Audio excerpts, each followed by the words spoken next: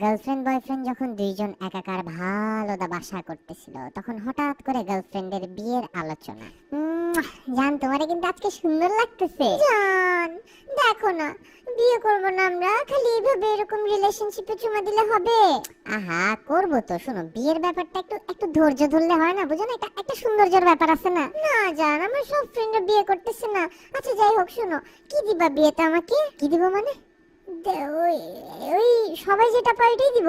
একটা শাড়ি, একটা আংটি, আর কি, আর সুন্দর একটা জায়গায়, ভালো জায়গায় বিয়ে করবো। আর কি দিব? না, তুমি ওই যে মোহরানা দিবা না আমাকে?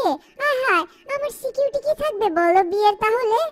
কিসের সিকিউরিটি? সিকিউরিটি লাগলে দারোয়ান রাখবো দুইটা, তাইলে তো হইলো, তাই না? দূর ফালতু কথা রাখো তো।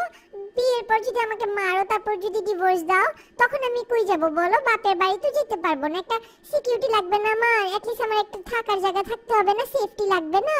মারবই বা কেন, আর ডিভোর্সই বা দিতে হবে কেন? বুঝলাম না। যাই হোক, কি চাও বলো? মোহরানায় কি লাগবে তোমার? কত টাকা লাগবে? জান, টাকা কি এখন হয়? ওই যে তোমাদের বাড়িটা আমার নামে লিখে নাও না।